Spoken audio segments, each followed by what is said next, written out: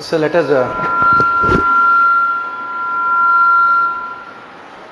look at the syllabus.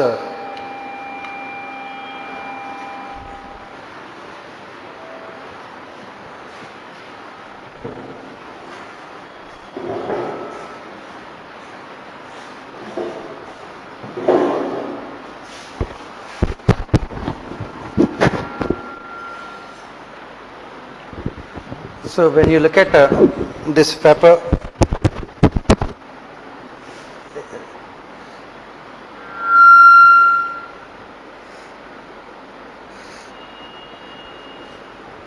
in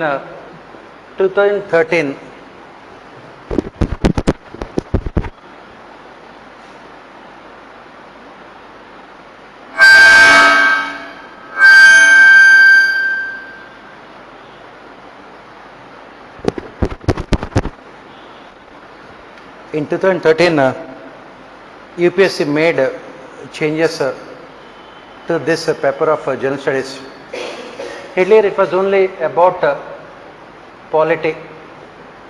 It was mostly about constitution. In 2013, it was till 2013 it was part of general studies paper 1. In those days we had 2 papers of GS and 2 optional papers. In GS, in those 2 papers, 1 paper we had this polity. So obviously the syllabus was less, the marks were also less. From 2013 onwards, UPSC made changes. They have made this as what you call a completely an independent paper of general studies. So what did they do? This paper was divided into various parts, starting with the constitution, starting with the constitution, then polity, then governance, then social issues, and then finally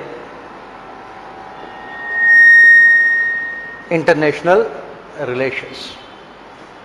They have included all these topics in the, they have included all of them in the syllabus. As I said earlier, it was mostly constitution. Earlier it was only about constitution. Now the question that we are asking here is, why did they expand the syllabus to all these things? Why did they expand the syllabus? They have expanded the syllabus because all of them are interrelated. All of them are interrelated. There is no point in only knowing about constitution, because the functioning of the constitution can be seen in the functioning of political system. Functioning of constitution can be seen in the functioning of political system, and it is closely related to governance, what we call it as administration, and all of them are interrelated to what is called social issues facing the society. And when you talk about all these things, we cannot forget international relations. Public policy formulation and implementation, everything is a part of all the things that we have mentioned here. When UPSC had come out with the syllabus for this paper, polity and governance, they had spent a lot of time in coming out with each and every topic of the syllabus. Once we understand the essence of the syllabus, it becomes easier for us to learn about all these things. That is what we will do. Let us try to understand the entire syllabus. First one is, it starts with constitution, historical underpinnings, evolution, features, amendments, significant provisions, and basic structure. So what does it say? Basically, this topic talks about how we have evolved our constitution over a period of time, how the constitution of the country has evolved over a period of time, because it was the 250 years of British rule that had made us realize the problems of imperial states, the challenges of exploitation. So when you look at our constitution, constitution reflected the conditions at that point of time. Historically, what are the features which we have included in our constitution? Historical underpinnings. Why? Because our constitution has evolved over a period of time. It has evolved from the British times. It was the Britishers who for the first time introduced the concept of rule of law in our country. Before the advent of Britishers, we had only what is called monarchy. In monarchy, we don't have any rule of law. We don't have any constitutional law. It was the Britishers who introduced all of them with the help of what we call regulating acts. From 1773 till 1857, and again from 1857 till 1947, they introduced so many constitutional reforms in our country. As part of historical underpinnings, we have to look at all of them. Everything from 1773 till 1947, all these regulating acts. And if you look at this, from this only, every year in our prelims, at least 2 questions will be asked. 2 to 3 questions will be asked from this topic in our prelims. From this historical aspects of our constitution. Then after 1947, it has taken almost 3 years for our Constituent Assembly to come out with a constitution for the country. And as part of that, we will be looking at what are the features of our constitution, what is basic structure, what are the specific provisions related to various aspects of our constitution. We talk about the values of our constitution. It is the preamble of our constitution which included all those values: socialistic, secular, democratic, sovereign, republic. All these adjectives were included in the preamble of our constitution. As part of the discussions, what we will be looking at is that whether all these adjectives which have become part of the preamble of our constitution, whether all of them have been implemented in both letter and spirit in our country or not. Are we completely a secular country? Are we a socialistic country? Do we have what is called the sovereignty of the citizens in our country? Are we truly democratic or not? The analysis is very, very important here. And lots of questions will be asked from all these adjectives in front of the word republic in our constitution. We will be looking at, this is what we call the values of our constitution. The first topic of our syllabus will be spending a lot of time. Why? Because every year, both in our prelims as well as mains, lots of questions will be asked from this topic. Next, second topic of our syllabus, functions and responsibilities of the union and the states. Here you are talking about the issues and challenges pertaining to the federal structure, devolution of powers and finances up to local levels, and challenges therein, separation of powers between the various organs of the state, dispute resolution mechanisms and institutions, comparison of the Indian constitutional scheme with that of other countries. What is this topic talk about? So once we talk about the important features of our constitution, we have to slowly get into the functioning of our political and administrative systems. So what kind of political system we have? We say that we have parliamentary democracy. We have a federal form of government. What is this parliamentary democracy? What are the functions of legislature? What are the functions of executive? What are the functions of judiciary? Whether they are performing those functions or not.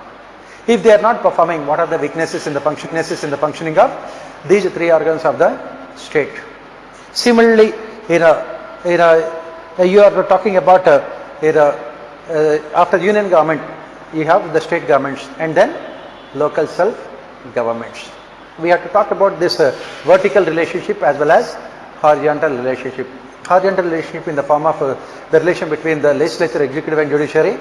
Vertical in the form of union government, state government and local governments. We have to talk about all these things. So what we will be doing is that first we will be looking at the theoretical aspects. What are the constitution related aspects of all these things, and second we will be looking at the analytical aspects. For example, whether our parliament has performed all the functions it is expected to perform or not. Second, whether our executive has performed its functions or not. Third, whether our judiciary has performed its functions or not. Legislature, executive and judiciary, whether they have performed the functions or not. If they have not, what are the problems? What should we do to make the functioning of our legislature, executive and judiciary effective? Every year from this topic itself in a polity governance paper, in both section A and section B, minimum 3 to 4 questions will be asked out of 20 questions. Minimum 3 to 4 questions about legislature, executive, judiciary and comparison of the constitutions. When you talk about comparison of the constitutions, what are we talking about here? We are talking about comparing our constitution with American constitution, which the question was asked last year. We'll talk about comparing our constitution with the British constitution. We'll start comparing it with the French constitution. We'll start comparing with the Japanese constitution. These are the major 5 countries' constitutions which we shall be discussing, analyzing as part of a comparison of constitutions. Now, why this comparison is required? Why do you require this comparison? We require this comparison because if you have to understand the good and bad of your constitution, you can understand only in terms of comparing with other countries around the world.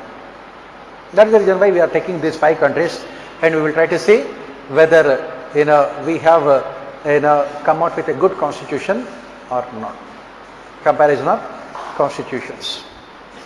And then separation of powers between various organs, separation of powers between legislature, executive and judiciary.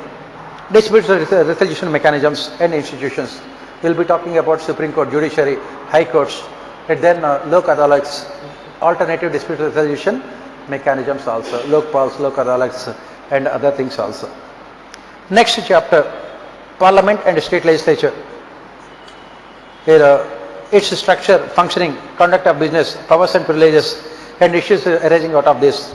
Structure, organizations and functioning of the executive and judiciary. Ministries and departments of the government. Pressure groups, formal and informal associations, their role in polity. So here again we are getting into, as I said, the entire syllabus can be divided into broadly 2 groups, 2 categories. One is political, second one is administrative. In political, you will be talking about union government, state government, local self-governments. Then you are talking about legislature, executive, judiciary. This is what you will be talking about: Prime Minister, Council of Ministers, Cabinet. You will be talking about cabinet committees. You will be talking about committees of Parliament. Everything is political. And you will also be talking about electoral reforms. You will be talking about so many other things also as part of this political aspects. Apart from these political aspects, we have to discuss governance aspects also, polity and governance. In governance, we are talking about ministries and departments. We are talking about line and staff agencies. We will be talking about central secretariat, cabinet secretariat, Prime Minister's office. We will be talking about Niti Aayog. And that is what we say, ministries and departments. Apart from this, all this is part of what we call the government. Apart from this, we also have something called the third sector, that is NGOs. These NGOs also have become an integral part of governance nowadays, especially after liberalization and globalization. That is the reason why we have to talk about NGOs. What are these NGOs? What are the different forms of NGOs? We have, civil society organizations, NGOs, pressure groups, you have self-help groups, you have community-based organizations, you have trade unions, you have religious institutions, you have caste-based organizations, panchayats, caste-based organizations. We will talk about all of them, because apart from the political executive and bureaucracy, these civil society organizations, NGOs also have become an integral part of our administration at present. Our governance, discussion on governance is not complete without analyzing these institutions. How did they come up? When did they come up? What are their functions? Whether they are performing their functions properly or not. What are the criticism against them? There are so many criticisms against civil society organizations, NGOs and pressure groups and everyone else. And what should be done to make them effective in their functioning? What should be done to make them effective in their functioning? That is what we will be discussing as part of the third sector, which is part of what is called governance. Apart from bureaucracy and political executive, this third sector is also very, very important to improve governance of the country. Next, silent features of RPA, Representation of People's Act. So what is this Representation of People's Act? What are the important features of RPA? Under the Constitution, Article 324, it is the article that deals with Election Commission, conduct of elections. Election Commission is given the power to conduct elections, to oversee the entire electoral process in India. Election Commission is responsible for conducting elections right from Parliament till Panchayat. And how these elections are conducted, on what basis these elections are conducted? These elections are conducted on the basis of what we call RPA, Representation of People's Act 1950 and 1951. RPA 1950 and 1951. We will look at the important provisions of this RPA 1950 and 1951. That is what is called static aspects. Normally the questions will not be asked from static aspects. The questions will be asked from dynamic aspects here. What are the dynamic aspects here? The dynamic aspects are about electoral reforms. We have to focus on electoral reforms. Our elections have so many problems. When you talk about conduct of elections in India, we have so many problems. What are the problems and what are solutions? For example, increasing role played by money power. In the recent elections, if you look at it, all the political parties combined together, they had spent around 60,000 crores of rupees, not one or two. 60,000 crores of rupees on elections to the parliament. Increasing role of money power. It is a complete failure on the part of Election Commission to reduce the influence of money power. The question will be asked. And then again, if you look at the present Lok Sabha, more than 40% of our MPs have serious criminal records against them. What we call it as criminalization of politics and politicization of crime. The question we are asking is, why these problems are there and what is the solution?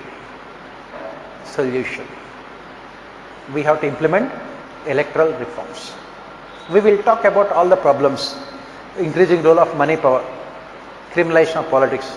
These are only some of the problems. There are so many other problems. Take the case of what is happening in Karnataka, anti-defection law.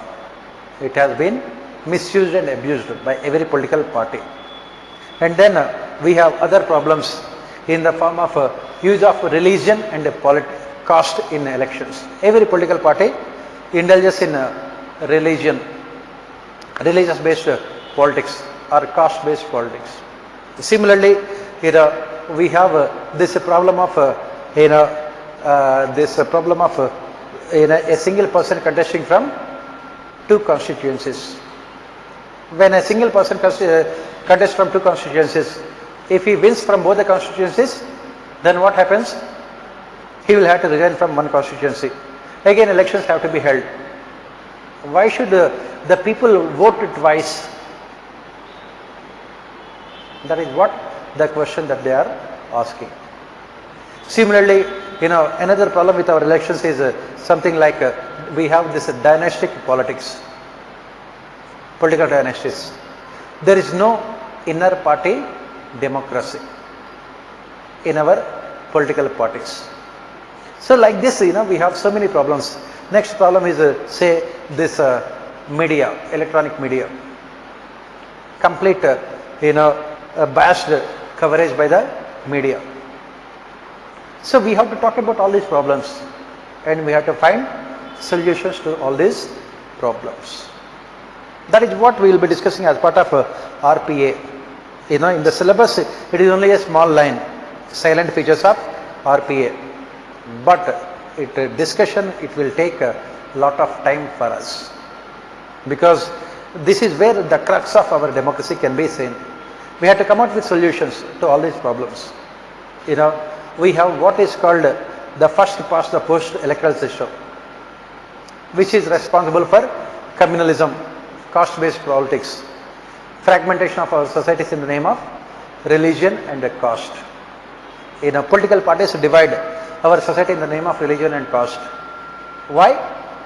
To create vote banks and win elections. What kind of reforms should we implement? That is also we will be discussing. Next, appointment to various constitutional posts, powers, functions and responsibilities of various constitutional bodies, statutory, regulatory and various quasi-judicial bodies. Government policies and interventions for development in various sectors and issues arising out of their design and implementation. Development process and development industry. The role of NGOs, SHGs, various groups and associations, donors, charities, institutional and other stakeholders.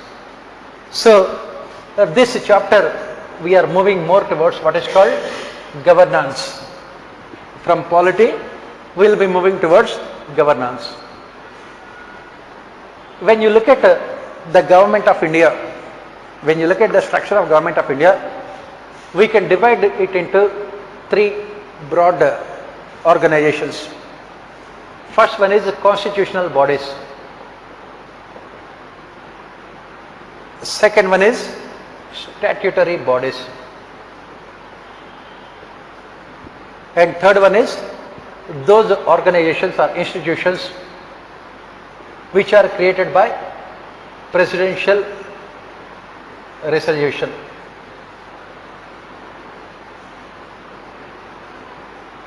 Which are created by presidential resolution. We divide them into these three categories. What are the constitutional bodies?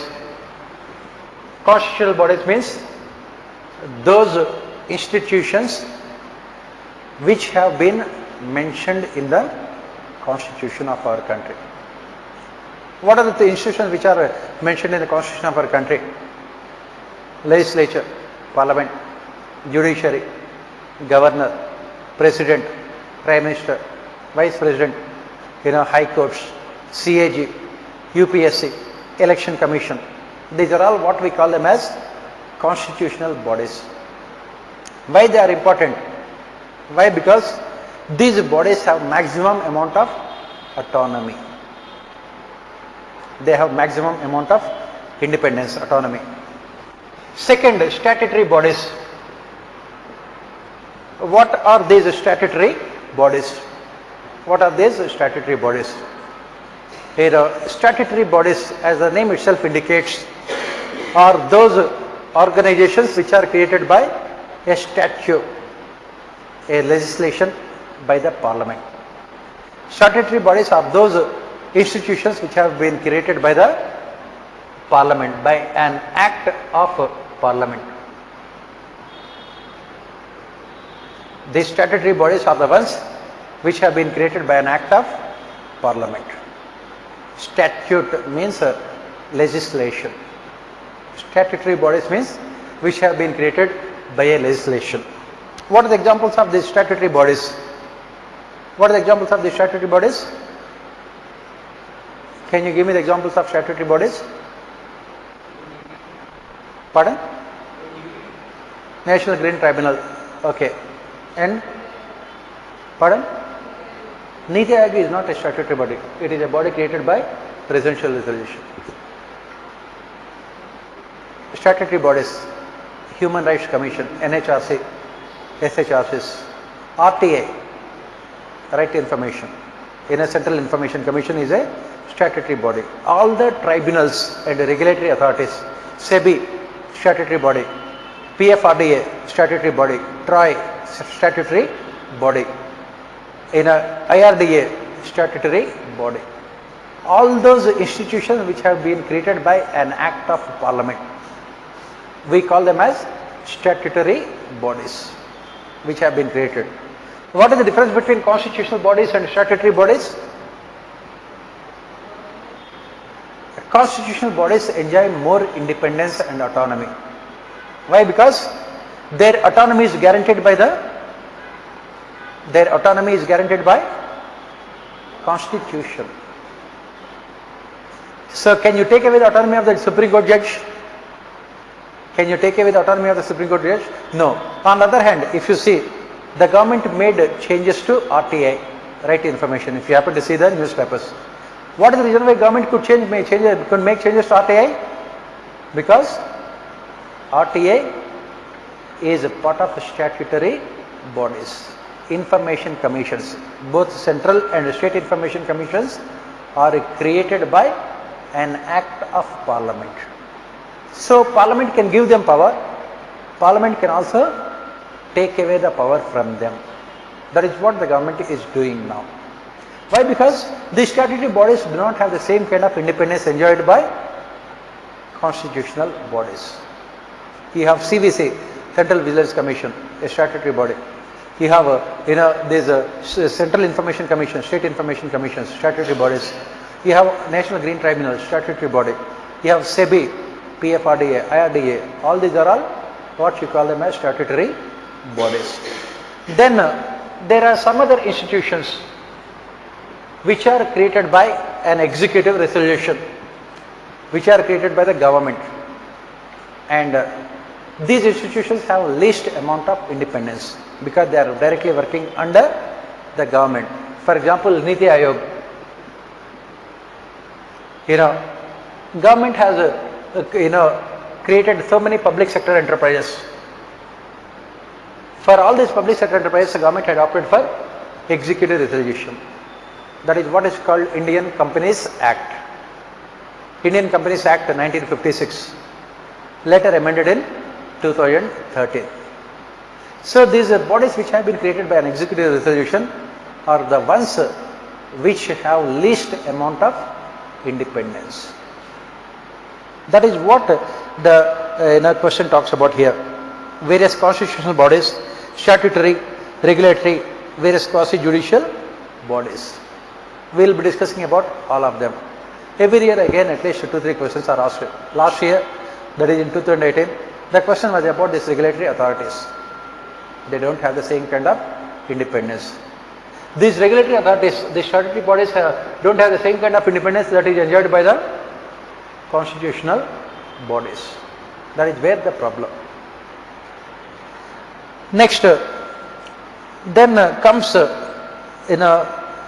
the topics related to what is called governance. Governance, government policies and interventions for development in various sectors and issues arising out of their design and implementation. So what you must remember here is that to get good marks in polity governance paper, you must have, whether we like it or not, in-depth knowledge of public administration. What is the reason why in the last 5 years or so, average score in polity governance paper is 75, 80 or 85.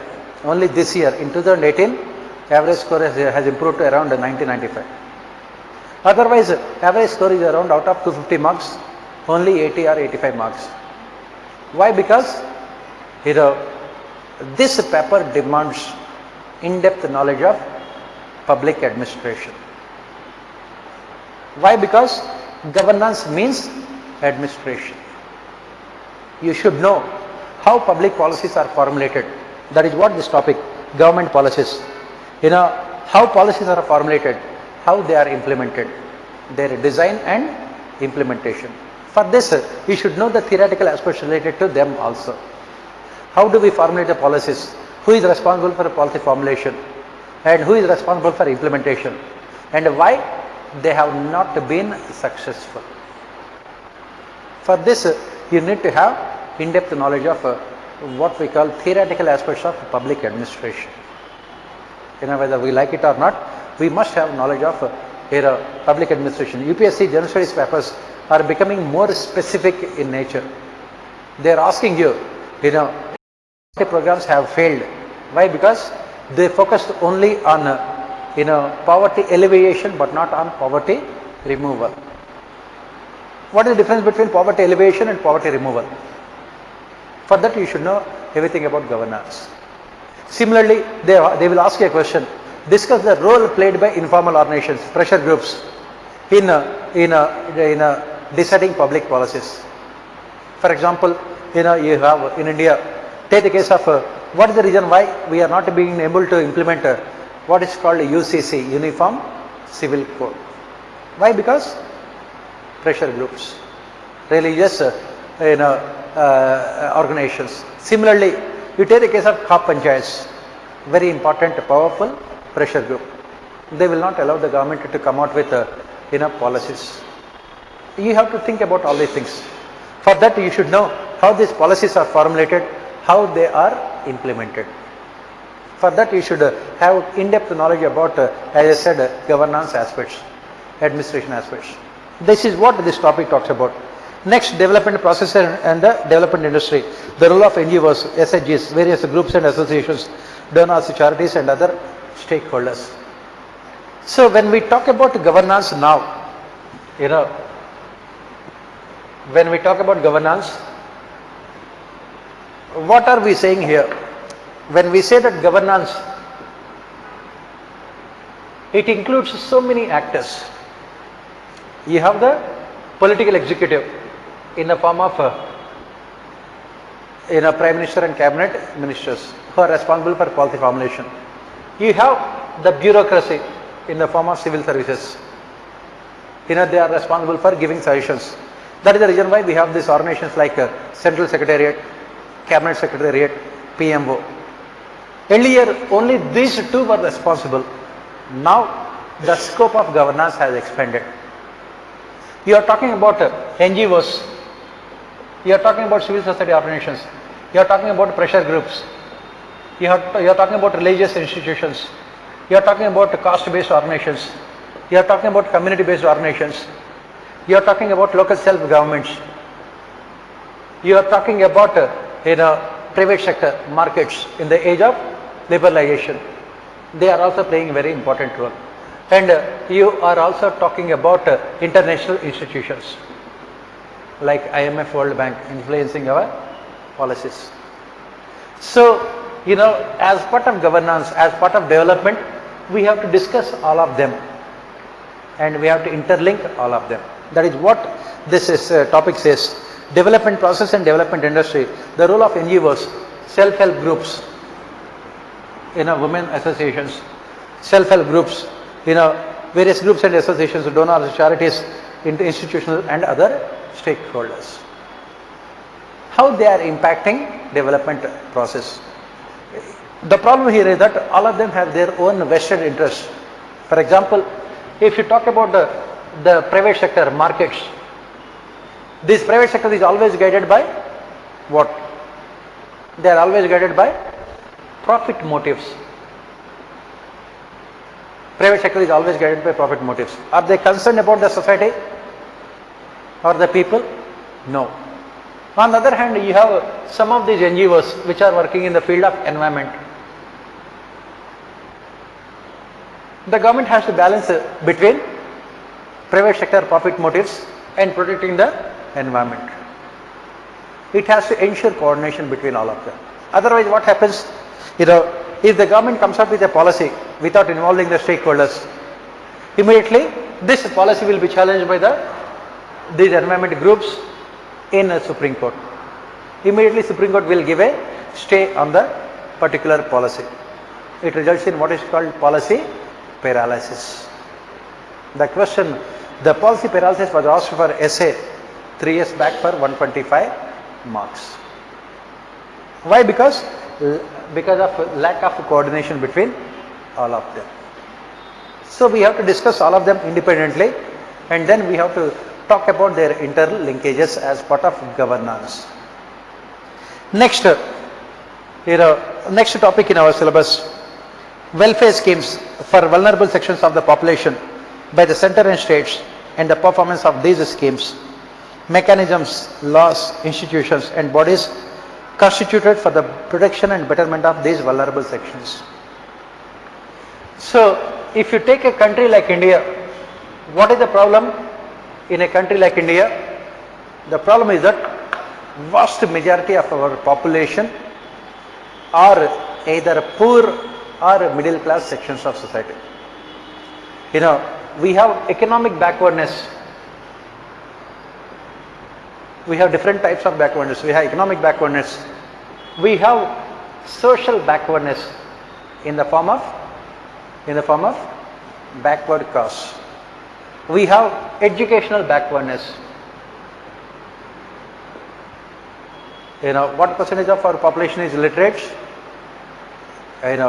We have a very significant population who are illiterate. Educational backwardness. We also have backwardness on the basis of the regional backwardness.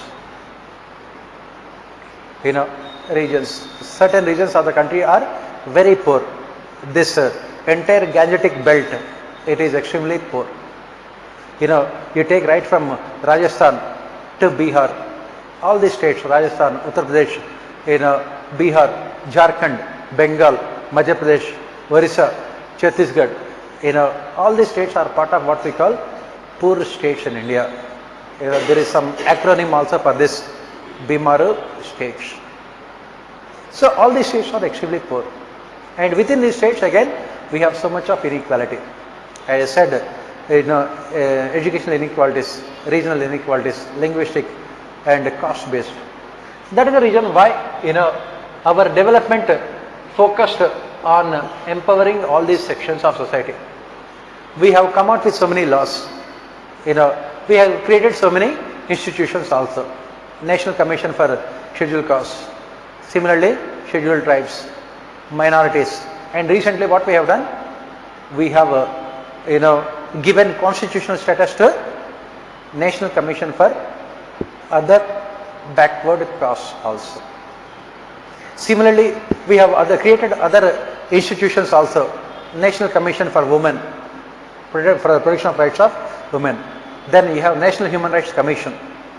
Then we also have National Commission for Minorities. We have created so many institutions. What is the objective?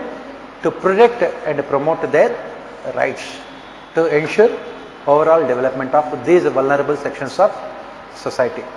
That is what this topic talks about. Welfare schemes for vulnerable sections of population by the central and state governments and the performance of these schemes. So what are the important schemes of the government? What are the important schemes of the government that we talk about?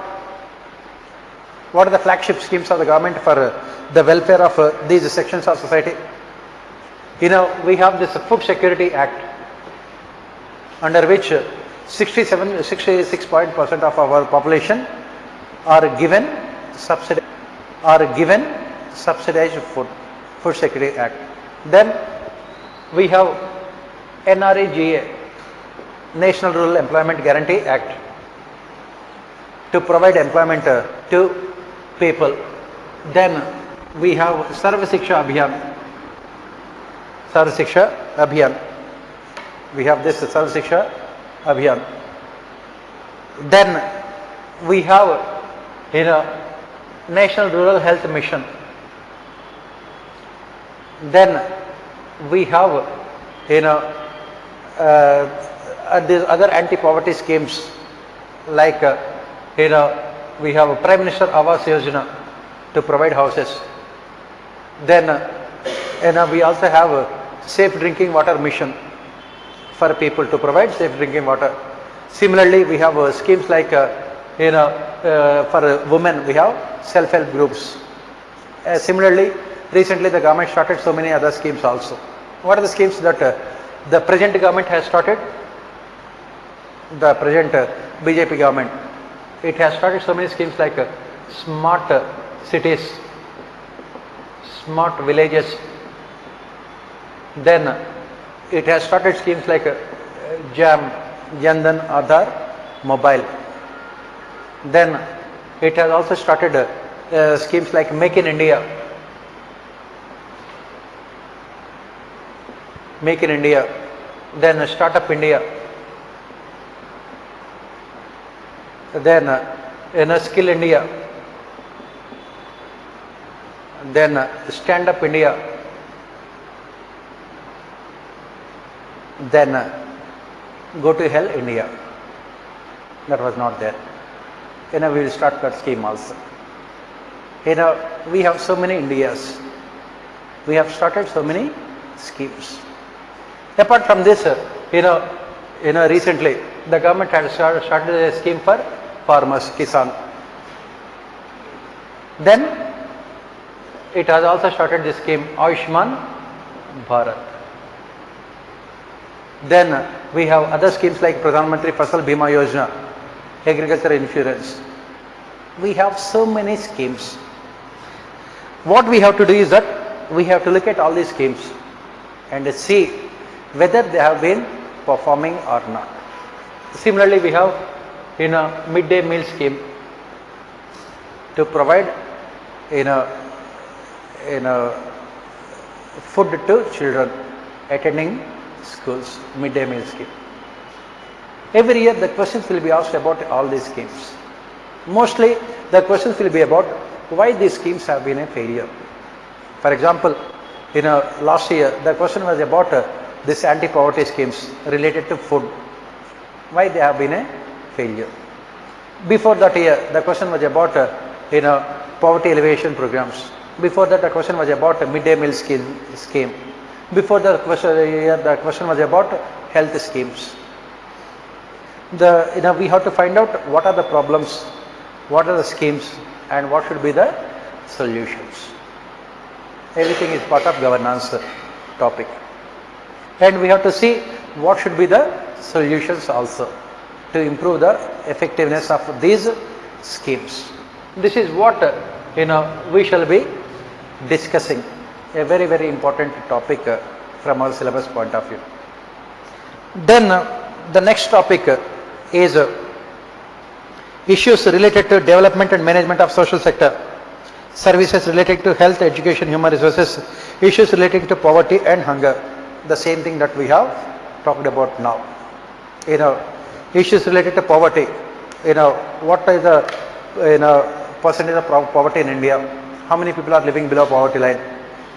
And what are the reasons for their poverty, continuation of poverty? What are the schemes implemented by the government?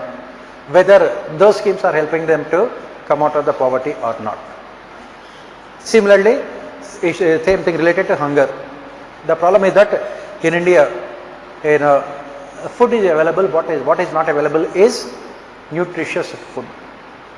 That is the reason why what we see in India is very high level of malnourishment among the children.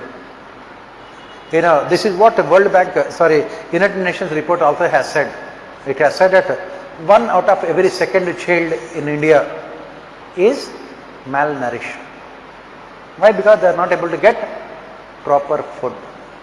What are the issues related to food and poverty and hunger? That is what we should be discussing here. Again, as I said, this is a very, very important topic from our syllabus point of view. Why? Because These questions will be asked in your general studies paper 3 as well as 4 also. In ethics also the same questions will be asked. In paper 3 as part of economy also the same questions can be asked. Next, the next topic in our syllabus is important aspects of governance, transparency and accountability, e-governance and application, models, successes, limitations and potential, citizen charters, transparency and accountability and other institutional measures, the role of civil services in a democracy. So what is this topic, what is this chapter talks about? It talks about all the reforms that we have introduced in recent times.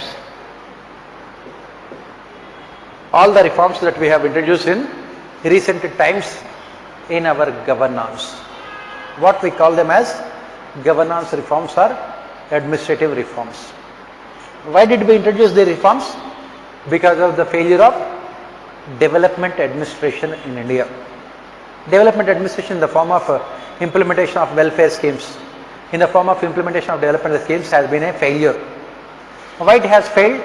It has failed because of high levels of corruption. It has failed because of lack of people participation. It has failed because of complete absence of accountability mechanisms of bureaucracy. So what is the solution? When all these programs are a failure, what is the solution? The solution is reforming our systems. Complete reform of our systems. What are the reforms that we are talking about? The reforms which we are talking about are those reforms which will ensure participation of citizens, which will make bureaucracy accountable for their performance, which will ensure transparency in administration, which will reduce corruption in our administration. And what are those reforms here they have given? They have given e-governance. What you must remember is that the syllabus is only an indicator. They always go beyond the syllabus. So whatever they have given, it is fine. We have to study a lot more than what is there given in the syllabus also. Because every year the questions are asked beyond the syllabus. For example, they have given e-governance, which we shall be studying. We will be studying transparency, RTI. We will be studying citizen charters.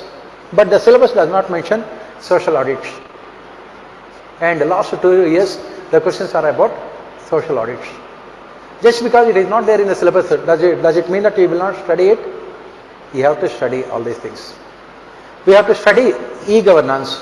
We have to study civil society organizations. We have to study social audits.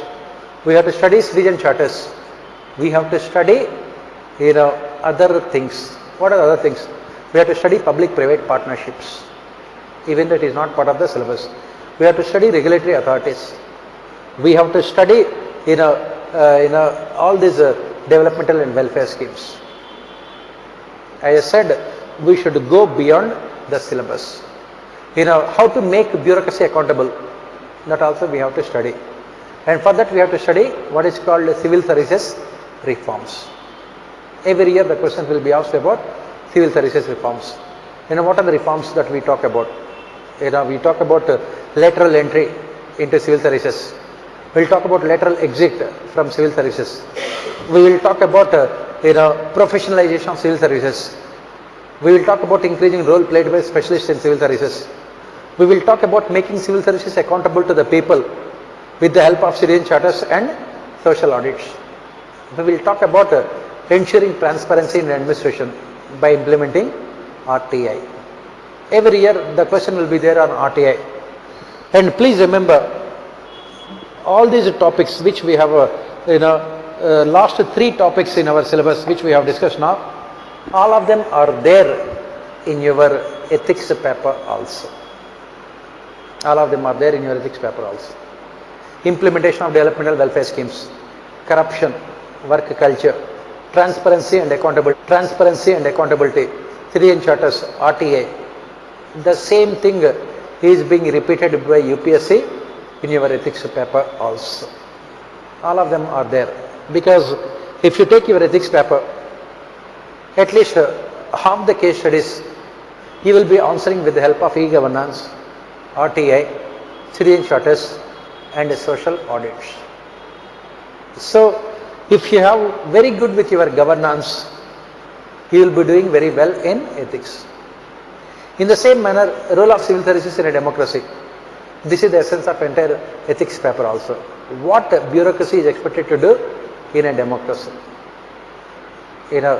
Tomorrow you become a civil servant, you should know what are your functions in a democracy like India. Because unless you know, how can you become an efficient civil servant? The topic is very simple, role of civil services in a democracy. But you have to discuss a lot about it.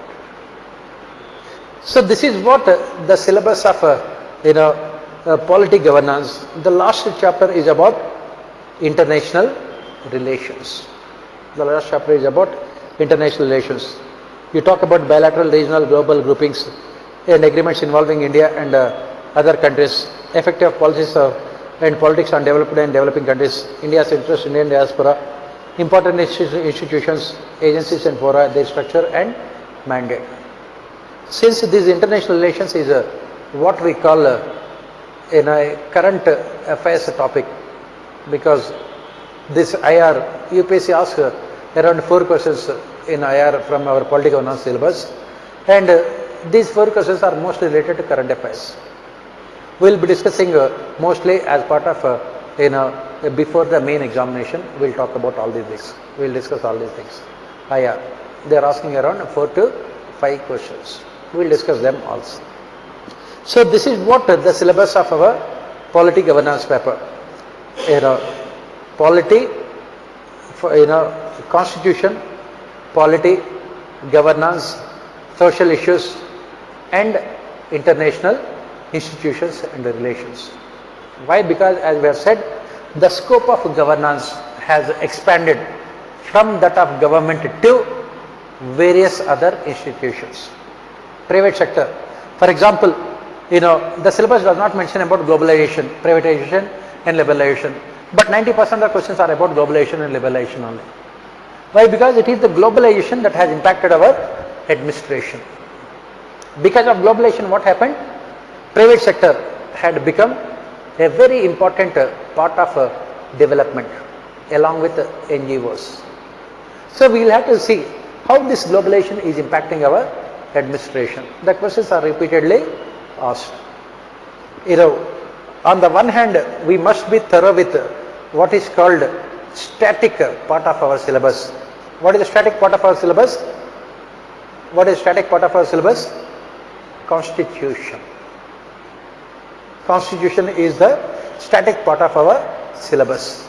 And what is the dynamic part of our syllabus? Polity, governance and social issues.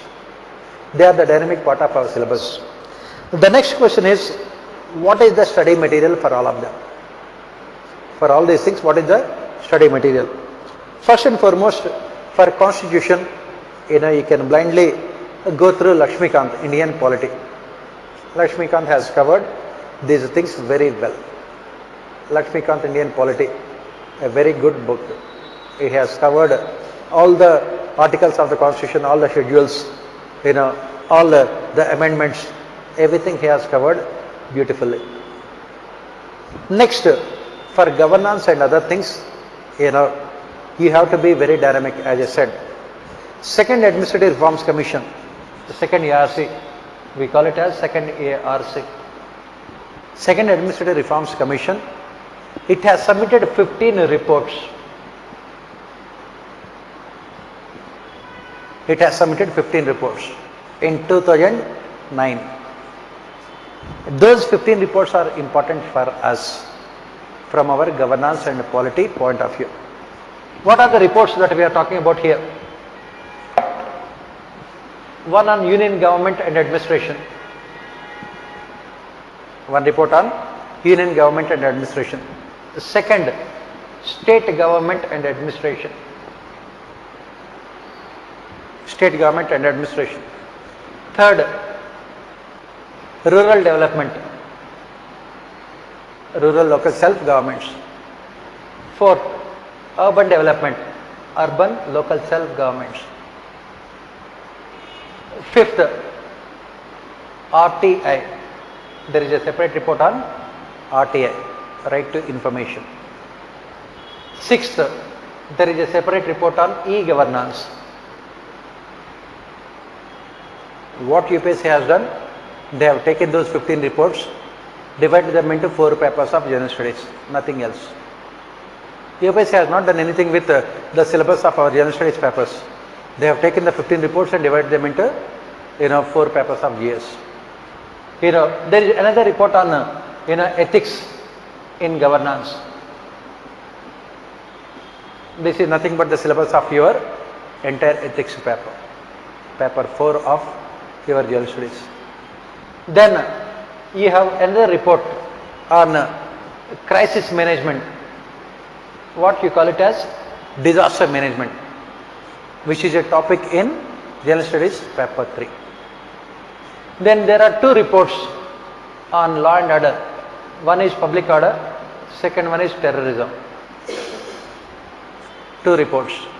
One is public order, second one is terrorism. These 2 are part of your internal security in your general studies paper 3. Then there is another report on civil services, which is part of your polity governance as well as ethics papers, and the report on civil services. 2 more reports are there, very important. One report on citizen-centric administration. Citizen-centric administration. How to move from bureaucracy-centric administration to citizen-centric administration. This is where you talk about the citizen charters, social audits, public-private partnerships, self-help groups, CBs, community-based organizations, civil society organizations, NGOs and all these things. And then there is another report on social capital. On social capital. There is another report on social capital. And there is one special report on NREGA. One special report on NREGA. As I said, UPSC had taken all these 15 reports and put them into different papers of your general studies. And for our polity governance paper, these are all, this is not required because crisis management is part of, but the problem is that they are asking disaster management in paper 2 also, because it is part of governance. Everything is part of governance. For example, urban areas nowadays in India are facing so many problems. On the one hand, in cities like Mumbai, there is severe problem of floods. And take another city like Chennai, problem of drinking water crisis. So you have to talk about urbanization, problems of urban development, which includes disaster management also. For our polity governance paper, all these reports are important. All of them are important. All these reports are very, very important.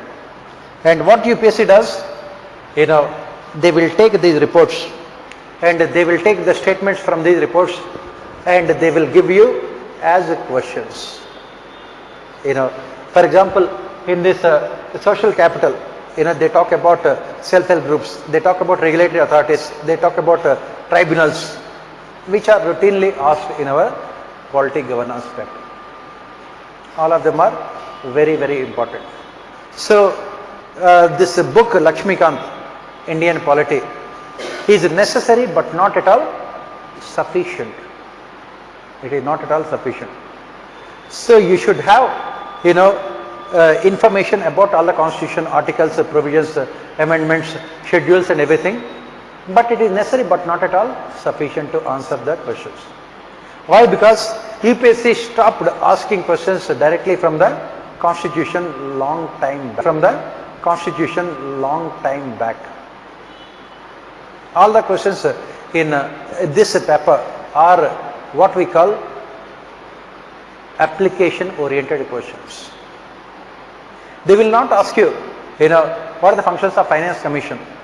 They will ask you, what is the problem related to the terms of reference of 15th Finance Commission. They will not ask you, about what is Article 243, the amendment which was made by the government, to give Delhi the status of a state. They will ask you, what are the problems between Delhi's Lieutenant Governor and the Chief Minister of Delhi. What the Supreme Court has said about those things. They will not ask you, what is the problem with prevention of, what is the problem with corruption in India. They will ask you, what are the changes made by the government for PCA, Prevention of Corruption Act 1988 recently, and why the changes are opposed by civil society organizations, NGOs. They will ask you why RTI has not been as successful as it should have been. They will ask you, what are the problems in implementation of citizen charters. They will ask you why we have not been able to pass this uniform civil code.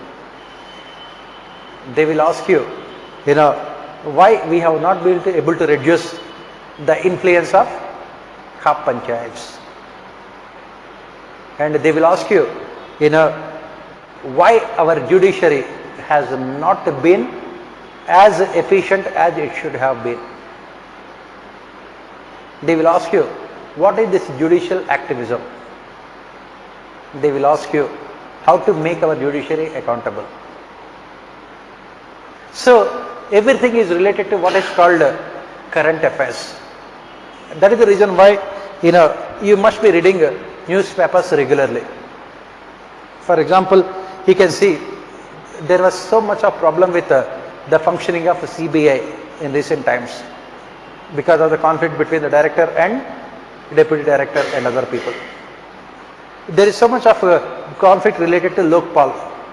Finally, the Lokpal members were appointed by the government. But still, Lokpal is not functioning because government has not informed them what should they do. Our fight against corruption has not been successful. Why our fight against corruption has not been successful? Because of absence of political commitment. None of the political parties are interested in reducing or eliminating corruption. So they will ask you all these challenging things. As I said, the regular polity in the form of fundamental rights, directive principles, in the form of articles related to President, Prime Minister, center-state relations, local self-governments, judiciary, these are all regular polity which you find in any of the standard books on polity, whether it is Lakshmikant or any other standard book.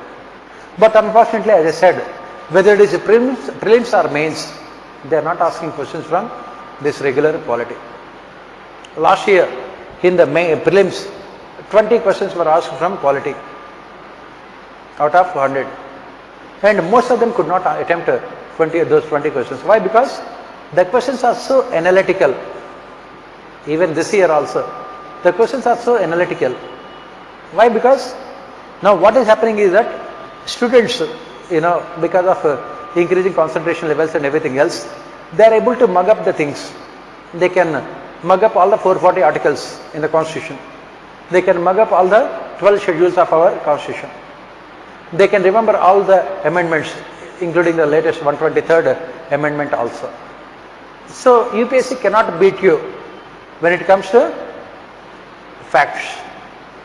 Why? Because you are always one step ahead of UPSC. You will remember all the facts. So how can UPSC beat you? Only with analysis. Only with analysis. Why secularism in India has failed? For that you should know the reasons. What is secularism? What is this Indian concept of secularism? How it is different from Western concept of secularism? What is Gandhian philosophy regarding religion and politics? And why it has failed in India? This is analysis which you do not find in the books, which you do not find them in the regular standard textbooks. and that is where you require additional in-depth knowledge. So what is required for this, for you to get good marks in polity governance paper? You must have very good knowledge about what is called post-independent India's history, a topic which is there in your paper 1 of general studies. In the form of post-independent India's history, you should know what happened in India right from 1950s till now. The questions were asked, whether it is paper 1 or paper 2. The question they have asked is about the kind of contradictions and paradoxes that we find in the functioning of our political system. What are contradictions and paradoxes? What a political party says, professes, is completely different from what it practices in reality. According to Representation of People's Act 1951, 1950 and 1951, Election Commission can de-recognize political parties if they do not commit themselves to socialism, objective of socialism. How many political parties in India are socialistic? They will say that they will implement socialistic objectives. The moment they come to power, whom do they benefit? All the time? Only big capitalists. That is the kind of contradiction you talk about. Every political party say that they will, protect the unity and integrity of the nation. In reality, they will be promoting secessionist tendencies.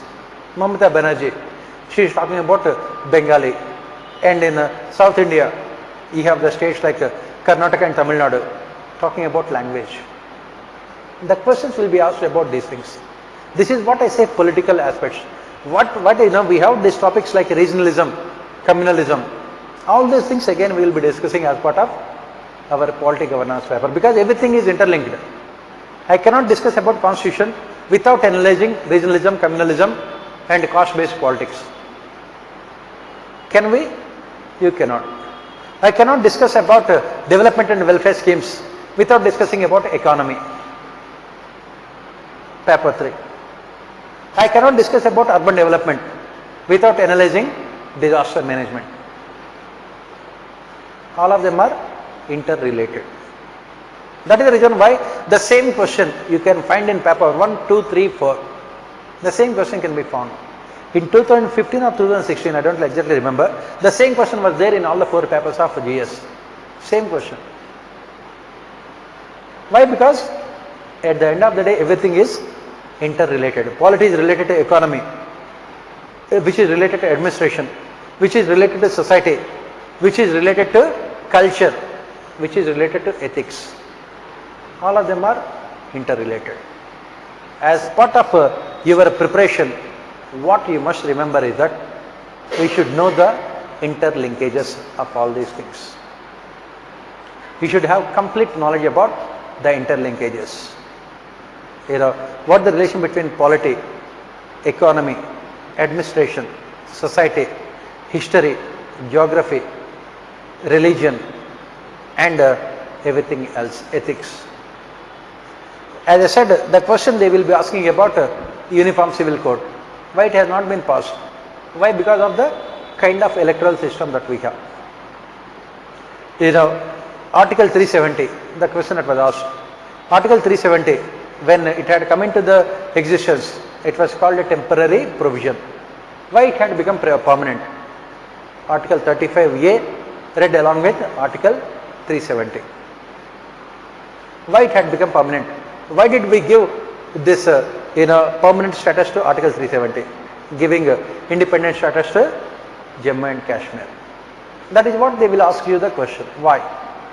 Why? Because of what is called competitive politics played by political parties in India. What is the difference between BJP and other political parties in our country? What is the difference between BJP and other political parties in our country? There are 3 things which separates BJP from other political parties. What are the 3 things? First one is Article 370. Second one is Uniform Civil Code. Third one is construction of Ram Mandir. That is the difference between them. BJP wants abolition of Article 370. That is the reason why the moment BJP came to power, all these things were asked in your polity governance paper. Article 370 was asked. Then this communal politics was asked. And uniform civil code was also asked. Why? Because who is in the government now? BJP. So you should know all these things. As I said, you should know about the political history of India, right from independence till now, how it has evolved over a period of time. As you can see, Congress party has almost become completely disintegrated. Congress party used to be the major political party in India for a very, very long period of time. The central Congress party occupied central stage in our politics, and it has been replaced with BJP. Why did this transformation take place? We have to study all these things. What happened to regional political parties? What is this cooperative federalism? That is what they will be asking. Why we have not been able to control these panchayats? What kind of paradoxes we find in our political system? What are the electoral malpractices committed by political parties? This is all what you call the political aspects, which if you have to master all these political aspects, you should have complete knowledge about what happened in India after independence. That is the reason why you must be reading books like Ramchandra Guha. He had written a beautiful book, India After Gandhi. Right from the time Mahatma Gandhi died till the present, which completely presents the entire political history of our country since independence.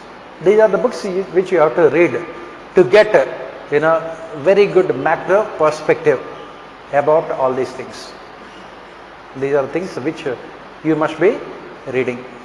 As I said, this Lakshmikant Indian polity, which talks about all these articles, amendments and everything, it is necessary but not at all sufficient to answer the questions. Nowadays, if you look at the prelims and mains question papers, it is neither necessary nor sufficient, because questions are not coming. One or two questions which are what you call direct questions, like question on CAG, questions on Public Accounts Committee, questions on small things like even rest of them are not what you call conventional questions. They are asking mostly what we call dynamic aspects of governance. As I said, for all these things, to get good marks in this paper, good marks means anything between 120 to 130 marks out of 250, anything between 120 to 130 marks. If you have to get good marks in this paper, as I said, you must have in-depth knowledge about all these things, especially all these reports. All these reports are very, very important. E-governance, RTI, then social capital, citizen-centric administration, union government and administration, state government and administration, local self-governments, rural and urban, then civil services, then then e-governance. We have mentioned all the things. So all these reports you should know. Obviously, it becomes difficult for you to read all these reports, because each report will be running into 400 pages. 15 reports means 15 into 4, 6,000 pages. It is not possible for you. That is the reason why what we will be doing is that in the class I will be giving you the essence of all these reports. I will be dictating important recommendations of all these reports. Apart from this, I will also, what we have done is that we have collected the synopsis of important reports, which I will be giving you. around say 100 pages of all the reports combined together, which are necessary for us from examination point of view. This is what we will be doing, because it is not possible. How many of you have written prelims earlier? Yes. How many of you are starting fresh this entire polity and everything? How many of you have not studied at all? You have not studied at all. And rest of you have studied. So what we'll be doing is that we will cover the entire mains syllabus first, and towards the end I will come to the factual aspects, like what are these fundamental rights, what are the directive principles, what are the schedules of the constitution. These are all basic things. These things I will be dictating in the class towards the end of our classes. Before that, we will look at all the important analytical aspects, all these topics from the first to the last topic. As and when it is required, I will be dictating the articles, amendments and Supreme Court judgments also. For example, when we have to talk about the amendments, the first amendment to the Constitution itself is very, very important for us. Why? Because this first amendment to the Constitution, what it has done, it has included land ceiling legislation. It has included the 9th schedule to our Constitution. So we have to discuss all of them.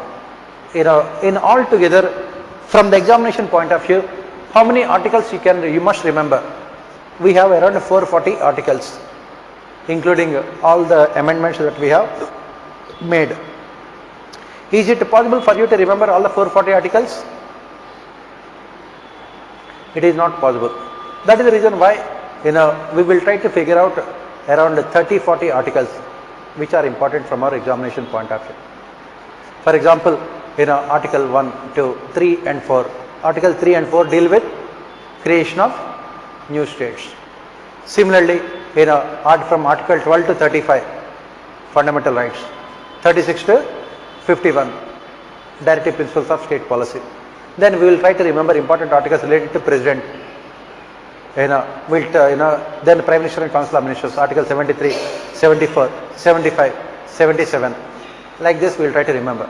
Then when it comes to Parliament, we will try to remember Article 102, 105, 110, 111, 119, 116. These are the important articles. Similarly, when it comes to judiciary, we will try to remember important articles 123, 124, then Article 139, 140, 141, 142.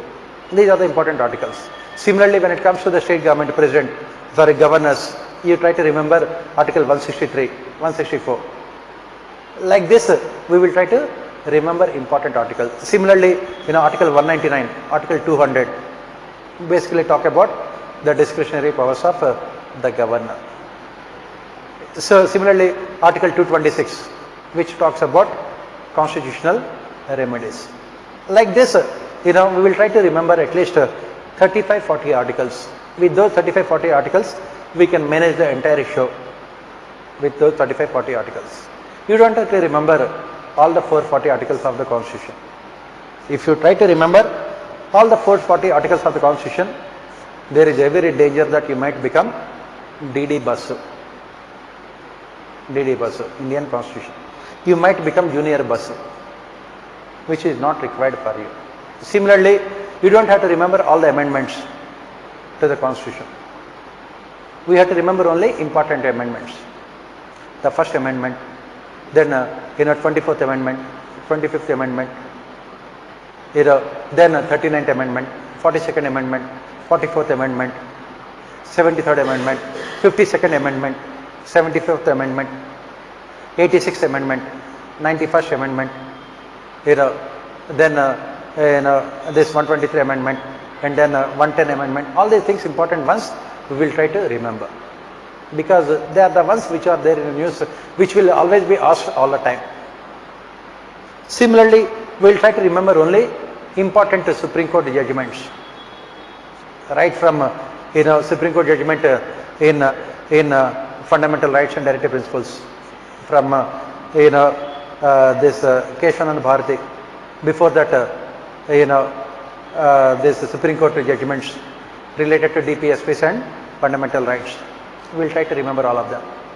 Then we will try to remember important judgments of Supreme Court as part of what is called judicial activism. We have to remember around 15-20 judgments. And how do we remember them? We remember them by discussing the context in which the judgment was delivered by Supreme Court. If you try to remember the judgments like an academic exercise, try to mug up them, you will never remember. If you remember the context, for example, Supreme Court judgment in a Shabana case, if you try to remember only the judgment, there is every possibility that you might forget it. On the other hand, if you try to remember the context under which Supreme Court delivered this judgment in Shabana case, you will try to remember everything without any hard work. Without any hard work, you can remember all the things. That is the reason why we will focus on Supreme Court judgment in Minerva Mills case, Supreme Court judgment in Keshwananda Bharti case, Supreme Court judgment in other important cases, Supreme Court judgment in Menaka Gandhi case, Menaka Gandhi versus Union of India. These are all the important judgments of Supreme Court.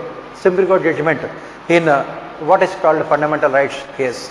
That is what is ADM Jabalpur versus Union of India, 1976 Supreme Court judgment, where we severely criticized the judgments of Supreme Court. Justice Chandrachud, whose son had again become a judge of Supreme Court, who has rectified the judgment given by his father in 1976 with his judgment in Aadhaar, wherein he said that Aadhaar is is unconstitutional because it violates fundamental rights, the right to privacy. So we have to look at all those judgments. When we can remember those judgments well, better, only when we understand the context in which those judgments were delivered by Supreme Court. That is where, as I said, the political history of India will help us. For example, if you go back in 1967, Supreme Court had come out with a sensational judgment regarding fundamental rights and directive principles. What was the context in which the judgment was made? What is the judgment in 1967? Pardon? Which one? Gopalan in 1950s, Eka Gopalan. What is 1967?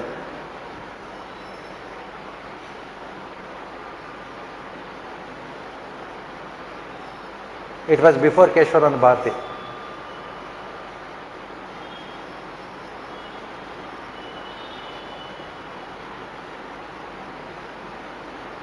This 1967 judgment basically nullified the previous amendment to the Constitution, the land ceiling legislation. Right to property was a fundamental right, right? And what did the Supreme Court, what did the government do? The government had, said that, the government has the power to confiscate the land of the people, to implement land reforms. And this is when people have approached the judiciary, and Supreme Court came out with a sensational judgment. And the person who delivered the judgment, Subba Rao, he went on to contest elections to the office of president also. He had become so popular with the judgment in the country. In 1969, when elections were held to the office of president, he contested elections also. We have to understand the context in which these judgments were made. That is what we say. Unless we understand the context, it is not possible for us to empathize with all those judgments. In Keshwananda Bharti case, Supreme Court had come out with what is called basic structure. we will discuss about the criticism. Why? Because they never really bothered to define what is basic structure. And in the Menaka Gandhi case, Supreme Court had come out with a judgment in the form of, in the Menaka Gandhi case, they had come out with a judgment in the form of judicial review. They have introduced the concept called due process of law. We will have to discuss all those things. For that again, we have to understand the context. What kind of a case that was filed by Menaka Gandhi against the government at that point of time? Why she had filed that case? All those things we have to understand. That is the reason why I said that we should know about the political history of India. If you have to get good marks in polity governance paper, you completely must have knowledge about the political history of India.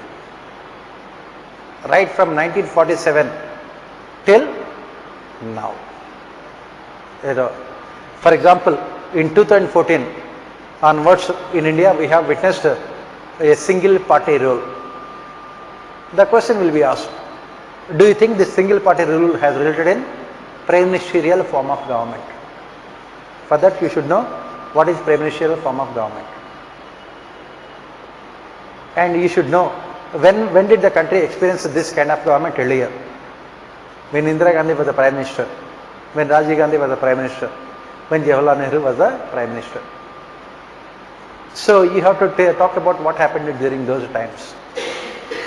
All these things, as I said, is part of our polity governance paper.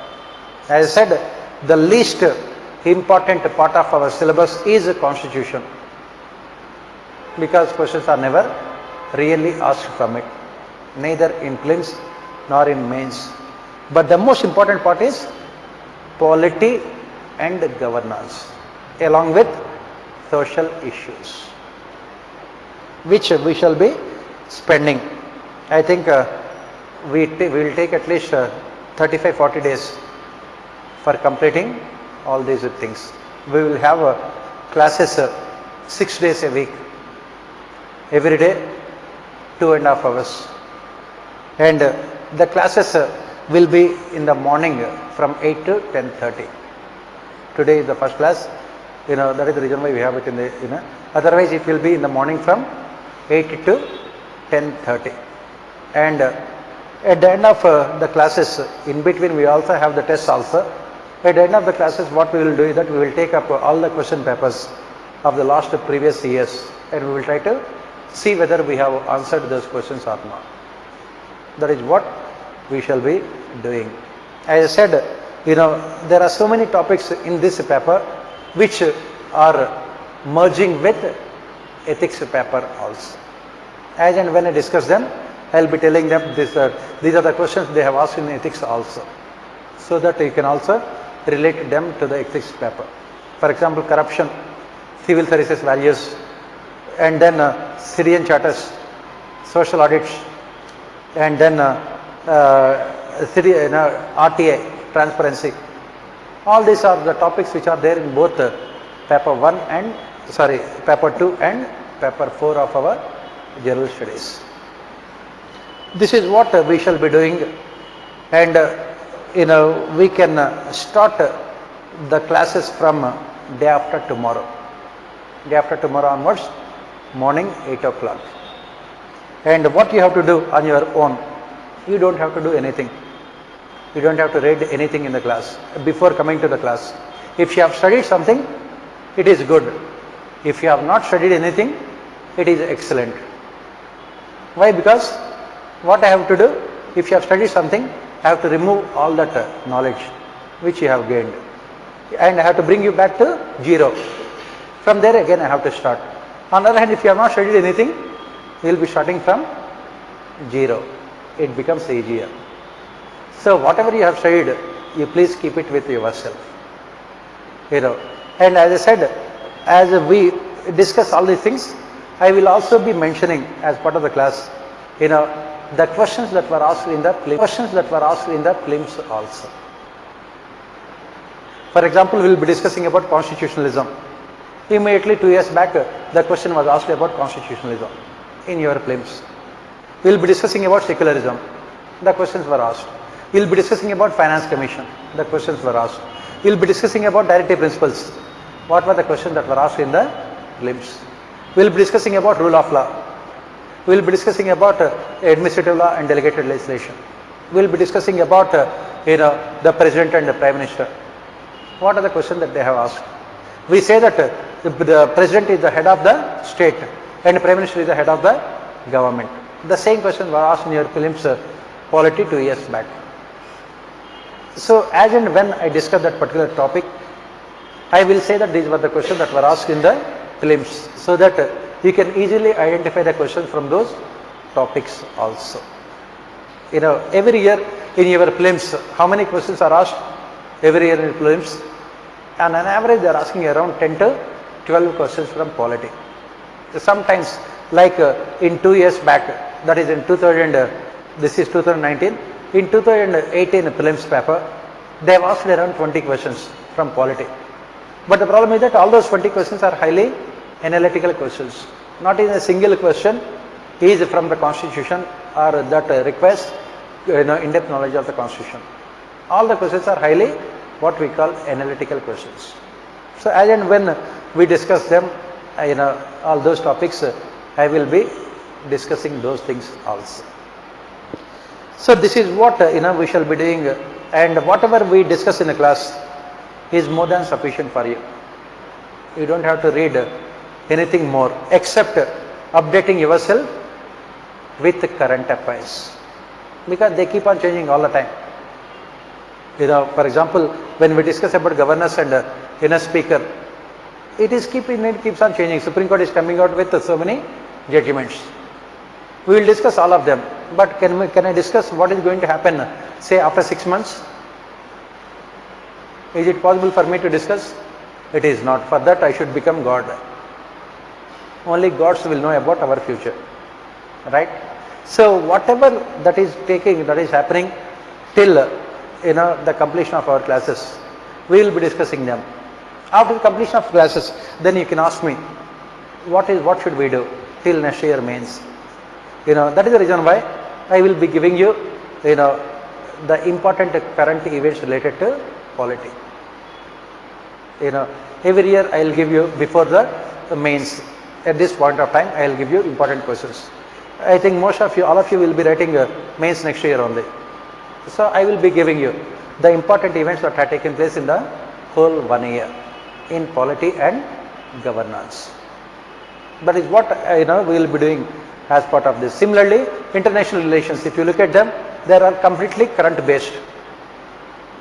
From today till the next year, September, lots of things will be taking place. I can discuss up to what happened today, but what happened after today, in the future, that is where again I will be giving you later. So this is what and this is how we will be discussing. If you have any doubts, you can ask. Most of the time I will be dictating in the class only all the things. On the other hand, if I think that I have to discuss more, what I will do is that I will give you the notes so that I can spend more time on discussions. Otherwise, it is a combination of both dictation as well as discussion. And for those topics, in fact the entire syllabus is there. Most of the syllabus is there in your public administration optional, Indian administration also. What UPSC has done, they have taken the same syllabus and put it here also. So we will be analyzing more by focusing on these governance aspects, because governance is more technical, whereas governance is more analytical, where constitution is a static document which anybody can read at any point of time. But again, in the constitution also we have to focus on analytical aspects. So this is what we will be doing. A day after tomorrow, we will start with the historical developments of our constitution. Then we will go to the important values of our constitution. We will talk about secularism, socialism, parliamentary democracy, federal form of government, fundamental rights, directive principles, local self-governments. We'll talk about all of them. Then slowly we will proceed. We'll talk about what is constitutionalism. As I said, the entire syllabus of our political governance can be defined in the form of only one word, that is constitutionalism. Every answer you should have to start with constitutionalism. So you have to know what is constitutionalism. Then we will discuss about the political system, how the political system in India has evolved over a period of time. The political party system. At the time of independence, we had only Congress party. How it has been transformed to the present political system, that is BJP. We have to study about the entire political history of our country also. So this is what we will be doing. If you have any doubts, you can ask. Yes. Otherwise, day after tomorrow, morning 8 o'clock. Monday to Saturday, 6 days a week. Every day, 2.5 hours. And mostly around 35-40 days we require for all these things. Because, we have to discuss so many things. We have to discuss them extensively also. Because, as I said, UPSC is mentioning only in one single sentence. But, the discussions require, lot of time. As I said, we have to discuss all these ARC reports also. That is where, we need a lot of time. Right? So that is it. We can meet day after tomorrow morning at 8 o'clock.